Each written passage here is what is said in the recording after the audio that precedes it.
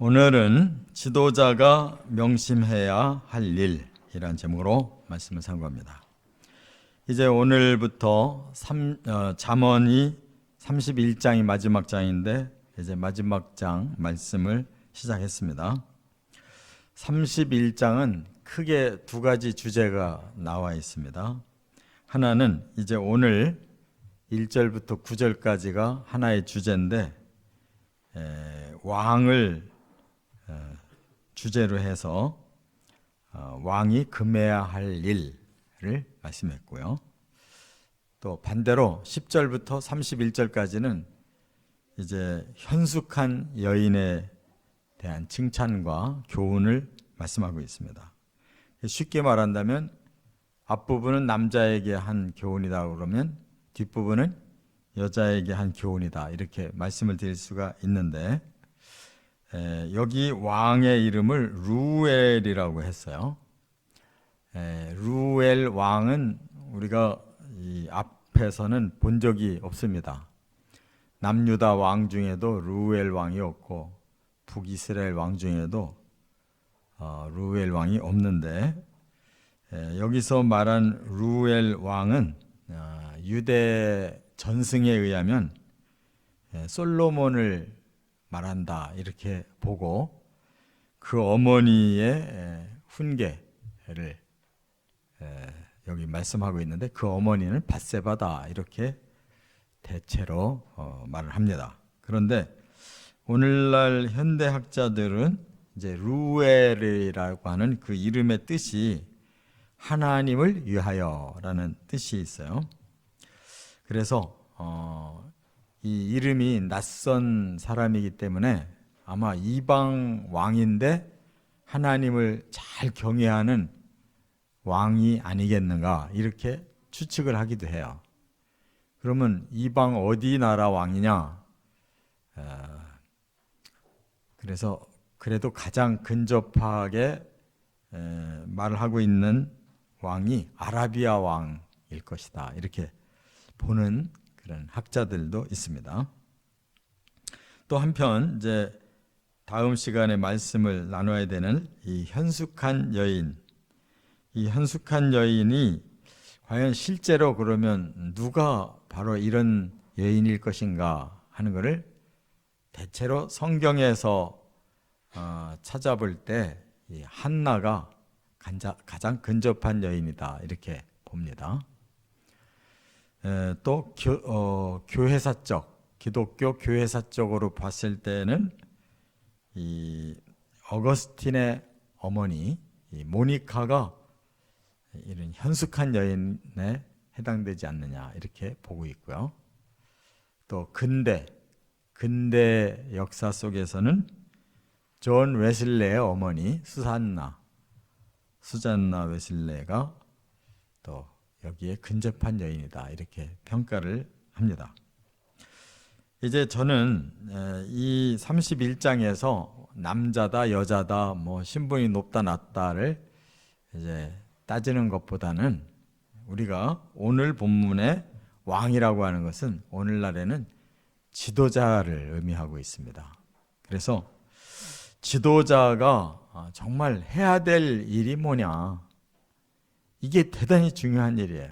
과거나 지금이나 지도자의 그 역할이 얼마나 중요한지 몰라요. 그냥 한 나라를 한 사람의 지도자가 흥왕하게 할 수도 있고 망하게 할 수도 있고 많은 백성에게 기쁨을 줄 수도 있고 슬픔을 줄 수도 있고 나라를 건강하게 부흥시킬 수도 있고 아주 부패해서 패망하게 만들 수도 있는 그런 영향력이 있습니다. 그래서 오늘 본문에는 바로 그런 내용을 우리가 본문에서 찾아봐야 되겠다 하는 것입니다. 그래서 뭘 조심해야 될까? 첫째, 1절부터 3절까지 보면 헛된 정력을 낭비하지 말라. 이걸 교훈하고 있어요. 한번 3절을 같이 읽어보겠습니다. 네 힘을 여자들에게 쓰지 말며 왕들을 멸망시키는 일을 행하지 말지어다. 여기서 내 힘을 여자들에게 쓰지 말며 한 걸 보면 이 힘이라는 이 말이 혹시 이제 성적인 어떤 정력이라든지 이런 것을 의미하지 않나 하는 생각이 드는데 사실은 그렇지 않아요. 여기 힘이라는 말은 하일이라고 그래요. 하일. 하일은 우리 모든 사람들이 가지고 있는 재능을 말하는 겁니다. 우리가 가지고 있는 장점, 그걸 말하는 거예요. 그 장점을 꼭 필요한 데 쓰면 그것이 아주 더 좋은 영향력을 남길 수가 있다는 거예요. 그런데 왜 그러면 여자들에게 쓰지 말라고 했느냐 할 때, 과거에 흔히 이 지도자들이 그렇게 자기의 그 장점, 훌륭한 능력을 가장 이렇게 헛되게 쓰는 것 중에 하나가 바로 많은 여인들을 이렇게 아내로 삼고 거기에 그냥 허랑방탕한 사람들이 많았기 때문이고, 바로 이 솔로몬이라고 한다면 그가 바로 이 말을 들어야 될 사람이기 때문에 이렇게 바로 그 힘을 이런 성적인 그런 정욕이라고 해석이 되지만 사실은 거기만 해당되는 게 아니라는 거예요. 뒤에 보면 왕들을 멸망시키는 일 그랬어요. 이것은 무엇을 의미하느냐? 지도자로서 뭔가 그 장점, 좋은 능력을 제대로 나라를 다스리는 데 사용해야 되는데 그거를 정복하는 데 많이 사용한다는 거예요. 다른 나라의 왕을 이렇게 정복해서 자기의 그 힘을 가지고 자기의 그 위엄을 높이려고 하는데 많이 쓰려고 한단 말이에요. 그러니까 이 남자들에게 있어서 이렇게 성에 대한 것이나 아니면 자기의 그런 명예욕이나 권세욕 이런 욕망에 많이 사용하다가 그게 다 헛된 정력이 돼서 그에게 주어진 그 지도력을 망치고 만 사람들이 너무 많기 때문에 그렇게 대표적으로 이런 두 종류로 지금 해석을 한 거예요. 여기 왕들을 멸망시킨다라는 말이 이제 그 한 가지는 그렇게 다른 나라를 정복해서 자기가 그들을 지배하는 그런 권력욕을 말하기도 하지만 이제 또 하나는 그 남자들은 이러한 야망을 가지고 항상 겨루기를 좋아하기 때문에 항상 이기려고 하는 이러한 욕망, 그것에 너무 집착한 나머지 결국은 야망을 성취하려다가 자기 나라를 패망하게 만드는 그런 헛된 왕들이 많았기 때문에 그런 면으로도 해석을 하기도 하는 것입니다. 아무튼 하나님이 우리에게 주신 어떤 재능, 이거는 주신 목적을 알고 사용해야만 된다, 그 뜻이에요. 그래서 우리가 별로 중요하지 않은 것에 자꾸 이렇게 관심을 기울이다 보면 그 탁월한 재능과 또 지도력이라고 하는 그 중요한 그 사명을 잃어버려 가지고 아무것도 남기는 것이 없고, 그리고 그 자신도 실패하는 인생을 살기 때문에 바로 그것을 주의해야 된다. 철저히 이러한 힘은 자기의 절제가 필요하다는 것입니다. 이 사람들은 어려운 일을 하기를 싫어하고 쉬운 일은 자꾸 하기를 좋아해요. 그래서 바로 쉬운 일이 이런 것들이에요. 여성 편력이 많고 또 자기 권위를 높이고 막 야욕을 갖고 자꾸 다투고 하는 이러한 것들이 바로 사람들에게는 이렇게 재능을 헛되게 쓰는 이런 낭비다. 이것을 절제할 수 있는 사람이 성공한다, 그 말이에요. 두 번째, 4절부터 7절에는 뭘 조심하라고 했느냐? 중독에 빠지지 말라 하는 걸 말씀하고 있어요. 4절 같이 읽겠습니다.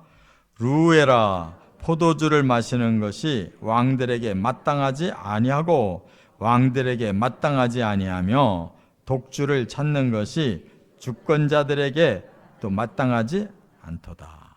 이게 지금 어머니가 아들 루엘 왕에게 하는 말씀이에요. 태우께서 아들 왕에게 하는 말이에요. 너는 포도주 마시는 것이 왕에게 마땅하지 않다 하는 걸 두 번이나 강조하고 있어요.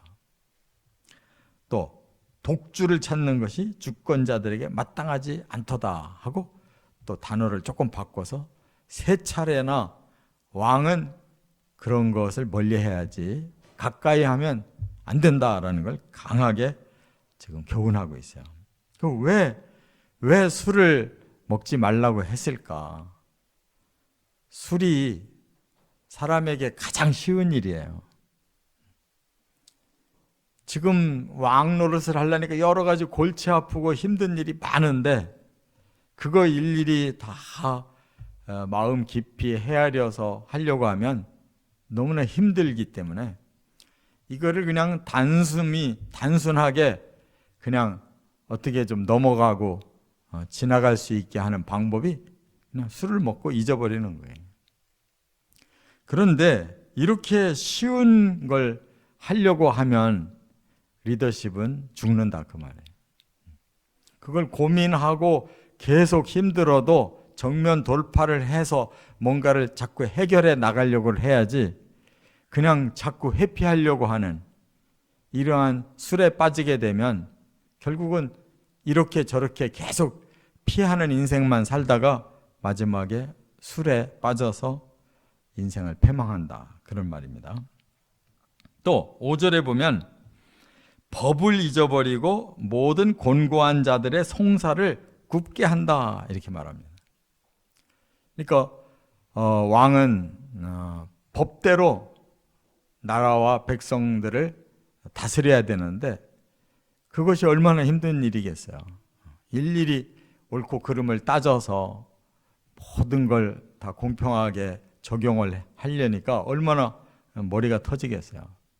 그러니까 자꾸 그냥 쉽게 하고 싶어서 그렇게 왕들이 술을 많이 먹는다, 그 말이에요. 그런데 사람은 이렇게 알코올에 의해서 중독이 생기면 이성을 잃어버릴 뿐만 아니라 완전히 그 중독성에 빠져서 사람이 아주 형편없는 존재로 타락해버린다는데 문제가 있어요. 그래서 술을 좋아하는 사람치고 제대로 성공하는 사람이 없고 진짜 성공한 사람들은 술 좋아하는 사람이 없습니다. 근데 우리나라도 술 좋아하는 양반이 이 지도자가 돼서 걱정이에요. 끊어야 되는데 그건 못 이기면 훌륭한 지도자 못 되는 거예요. 6절에도 보면 독주는 죽게 된 자에게나 주라. 왜 그래요? 독주를 먹어야 될 사람은 이제 더 이상 희망이 없는 사람에게 줘야 되는 거예요. 위로라도 받게 하려고, 그 고통을 잠시라도 잊게 하려고. 그런 사람 먹어야 돼. 그런데 7절에 보면 빈궁한 것을 잊어버리겠고 다시 자기의 고통을 기억하지 아니하리라 그랬어요. 너무 가난해서 지치고 곤고한 인생들도 먹어야 돼요. 왜냐하면 그 고통을 근심을 이겨낼 도리는 없고 뾰족한 수가 없을 때에는 그런 것으로라도 좀 근심이 조금이라도 풀어질 수 있는 기회를 주는 것이 좋다, 이렇게 말했어요. 그 말은 뭐냐면 그냥 술로 때우라는 뜻이 아니고 그들에게는 조금이라도 위로를 좀 받을 필요가 있다, 그런 뜻이죠. 그래서 죽을 사람이나 막 너무 이렇게 가난하고 힘들고 곤고한 사람에게는 그런 것이 좀 필요할 수 있지만 정신 반짝 차리고 지도력을 발휘해야 될 사람들에게는 그런 중독이 되면 큰일이다, 그 말입니다. 그래서 우리나라에도 왕들 중에 주색이 강한 왕들은 전부 다 팽을 당했어요. 훌륭한 왕이 없어요. 주색을 좋아하는 사람 치고. 성경은 아주 강하게 술을 경계합니다. 잠언 23장 29절부터 아주 술에 대해서 이렇게 엄청난 경고를 하고 있어요. 재앙과 근심과 분쟁과 원망과 까닭없는 상처와 붉은 눈, 술에 잠긴 자와 혼합한 술을 구하는 자들에게 바로 이런 것이 나타난다 그랬어요. 그러니까 모든 해악이 다 술에서 나온다는 거고, 그 다음에 술을 왜 먹느냐? 붉고 번쩍이고 순하게 내려가기 때문에 먹는데, 먹고 나면 그 해악이 어떻게 나오느냐?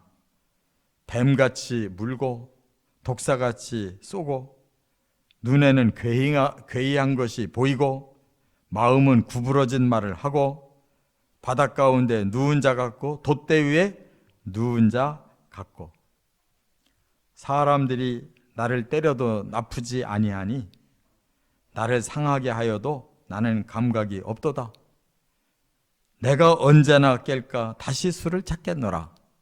이렇게 완전히 중독에 빠져서 인생을 망쳐버린다 그 말이에요. 그래서 가장 강렬하게 말씀한 것이 오늘 본문에 보면 뭐라고 그랬어요? 보지도 말라.